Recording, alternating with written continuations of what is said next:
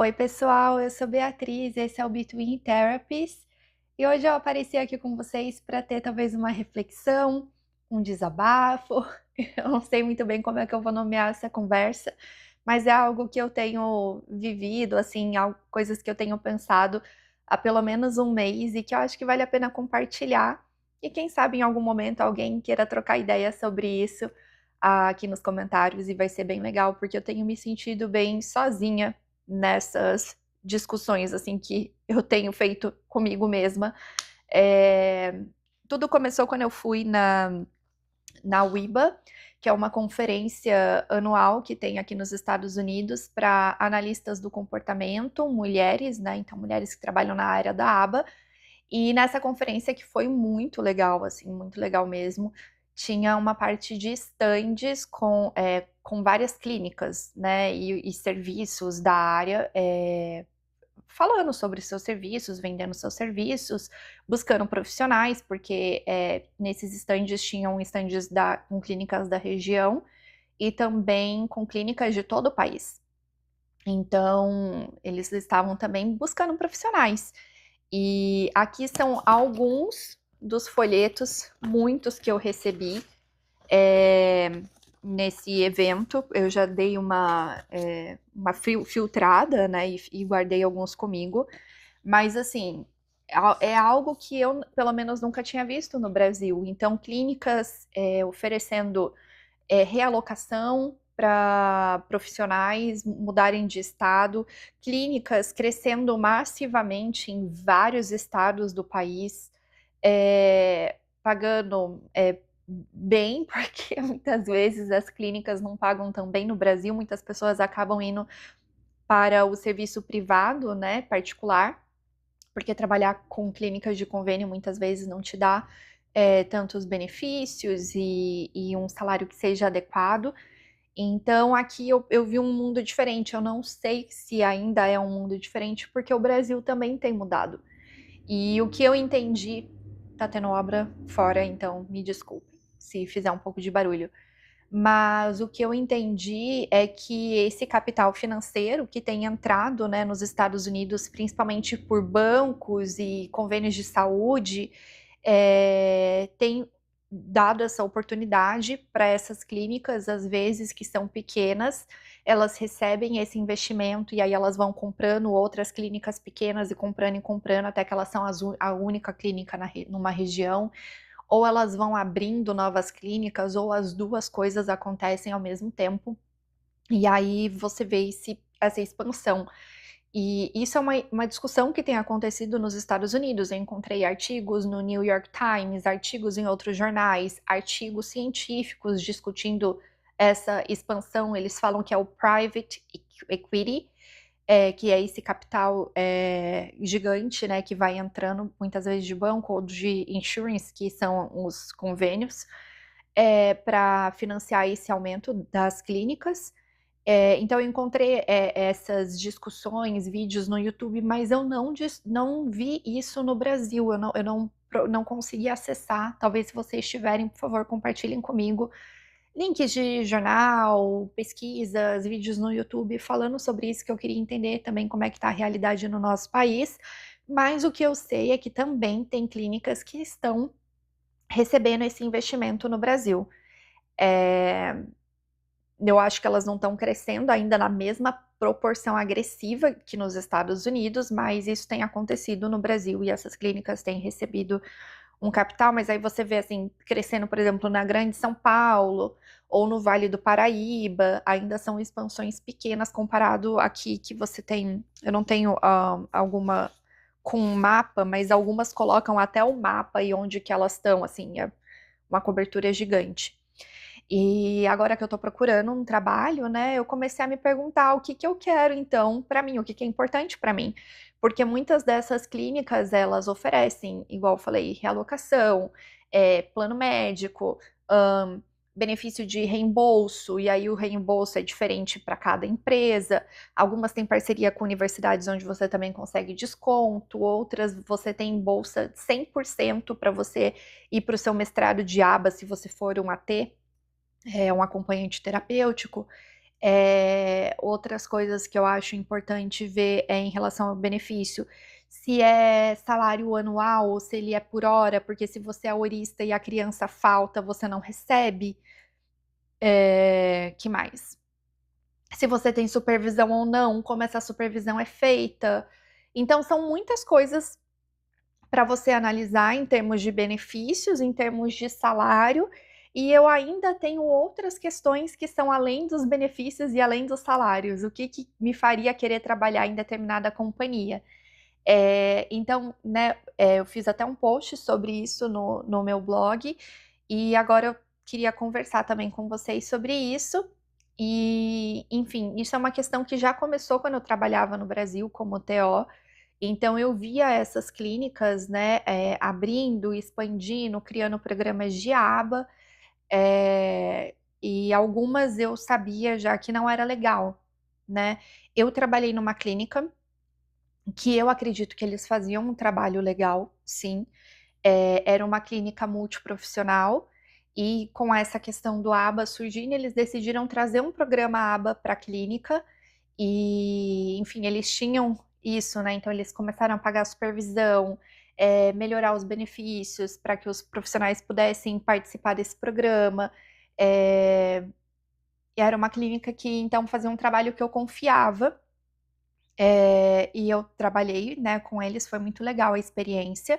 E tinham outras clínicas que eu já olhava e falava: essa é uma clínica que eu não quero trabalhar de jeito nenhum.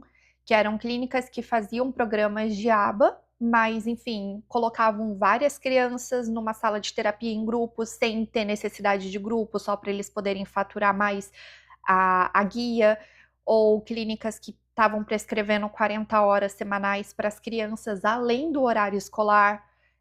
O que era um absurdo, uma carga horária assim, muito extensa, né, para as crianças e muitas vezes sem necessidade.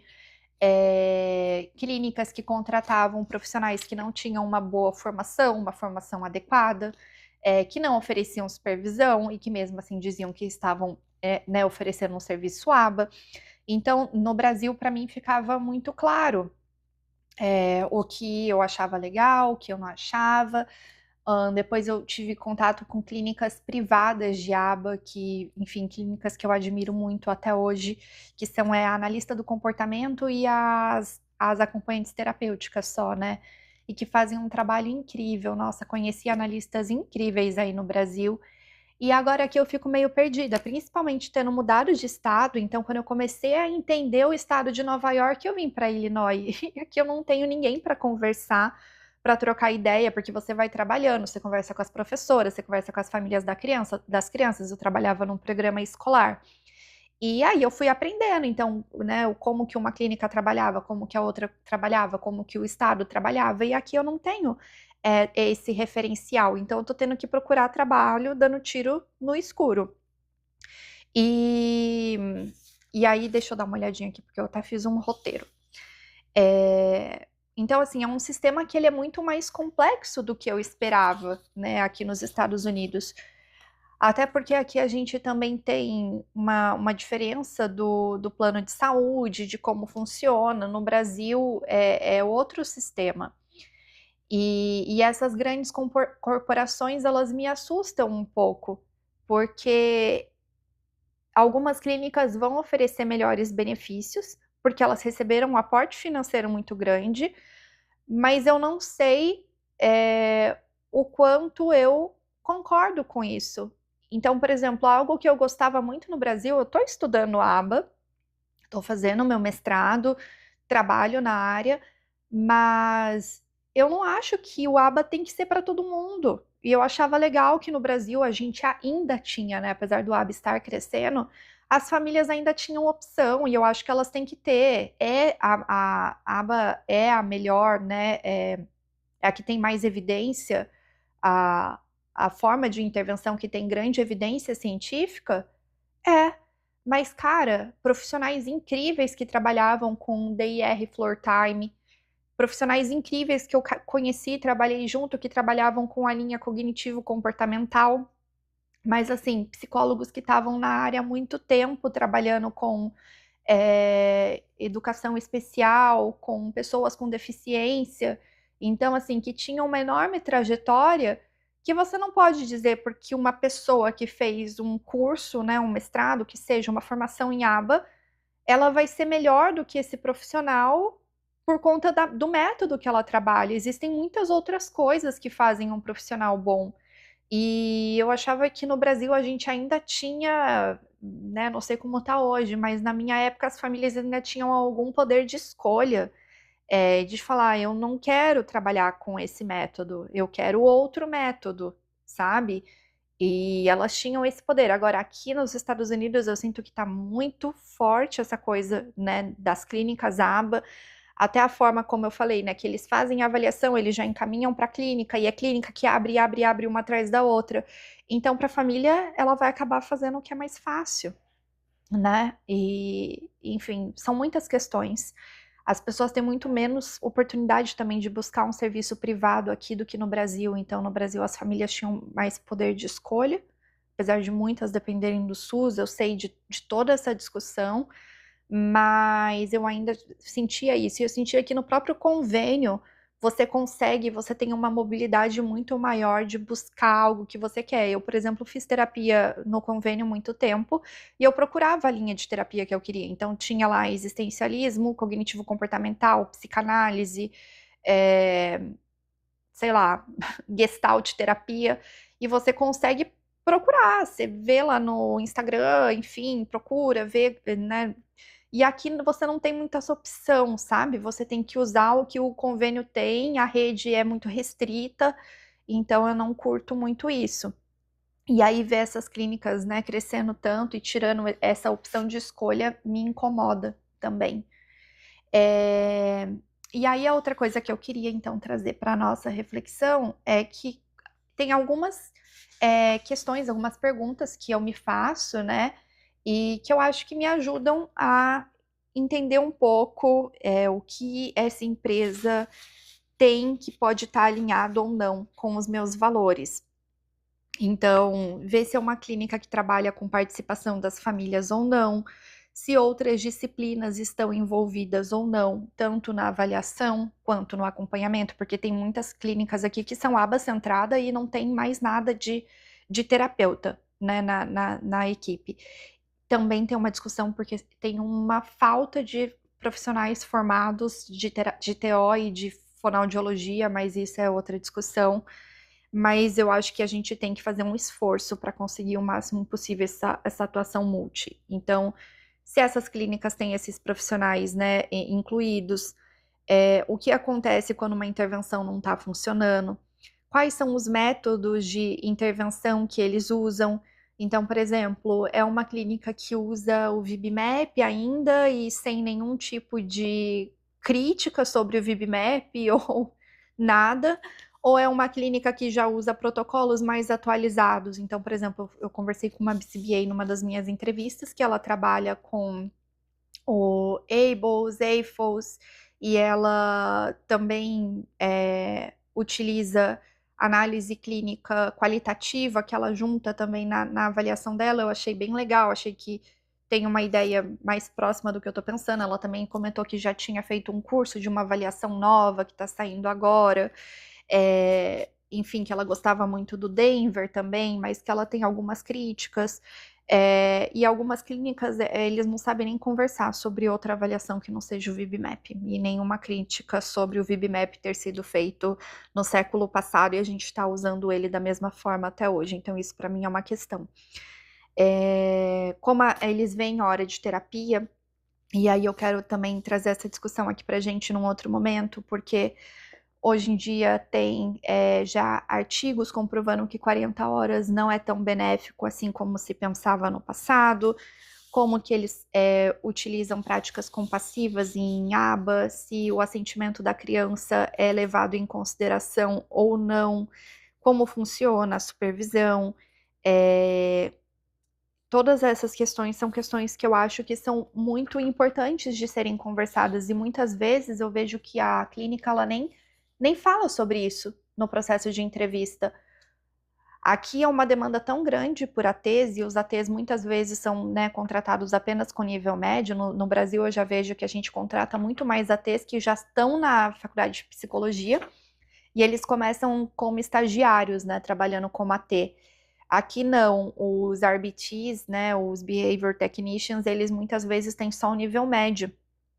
Então a entrevista ela é muito rápida, tipo, ah, tá bom, então você sabe, sei lá, se formou, você sabe trabalhar com criança, já é suficiente para eles te contratarem. Eles não querem saber de te falar nada disso, e os RBTs também não sabem perguntar nada disso. E eu acho essa combinação terrível, que é uma crítica que muita gente faz aqui hoje em dia também. Vocês sabem que essas pessoas que se dizem terapeutas das suas crianças, nessas clínicas ABAs, não são terapeutas nada?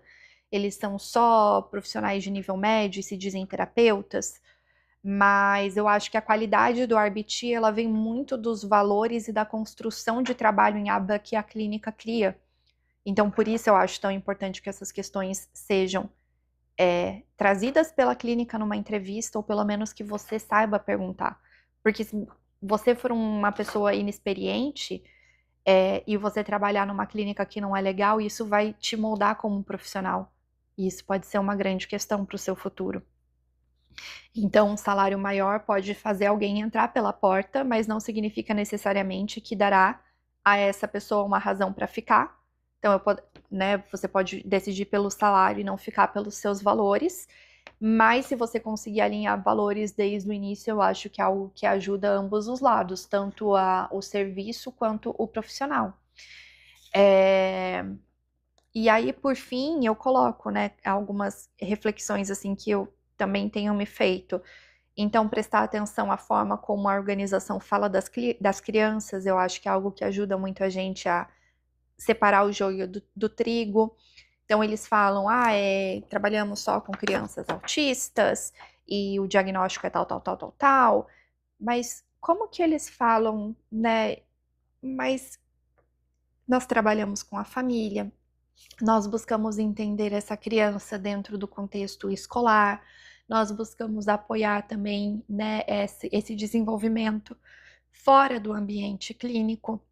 E como que nós fazemos isso? Outra coisa que eu acho importante perguntar é como a qualidade da intervenção é medida. Então, essa avaliação ela é feita semanalmente, mensalmente, porque tem alguns lugares que os programas demoram muito para receber uma reavaliação, e eu acho isso bem problemático. Prestar atenção como a relação da clínica com os profissionais acontece, igual eu falei, foi algo que eu consegui observar na conferência, e pensar além da clínica. A intervenção ela prepara a criança apenas para funcionar e conseguir métodos, né, metas dentro da clínica, ou ela ajuda a criança a desenvolver habilidades que realmente importam para a vida. Então, alguns serviços eles fazem, por exemplo, né, atividades fora. Você vê que a criança fica um tempo e depois ela progride para a escola e clínica, porque algumas crianças aqui fazem intervenção na clínica por um tempo para serem preparadas para irem para a escola. Mas quanto tempo isso demora? Ou é uma clínica que fica dependente de segurar o paciente ali para ele ter, né, o faturamento por mais tempo? Então, se eu tivesse vários lugares para escolher, e é o que eu estou passando no momento, o que faria eu escolher um específico serviço? Com certeza não seria apenas o salário, não seria apenas os benefícios, não seria apenas o cargo, mas os valores. Porque quando o nosso trabalho envolve cuidar de outras pessoas, escolher onde trabalhar, eu acredito que é muito mais do que uma decisão de carreira. É um reflexo dos valores que a gente escolhe defender, do profissional que a gente escolhe se tornar e, de alguma forma, também do tipo de cuidado que a gente escolhe oferecer, a forma que a gente escolhe cuidar. E é isso. Espero que vocês tenham gostado dessa reflexão e que vocês possam me ajudar também a pensar sobre isso, que vocês consigam compartilhar comigo a experiência de vocês, seja nos Estados Unidos, no Brasil ou em outro lugar do mundo, como que tá por aí. E deixem aqui no comentário que eu vou adorar saber. Um abraço e tchau, tchau!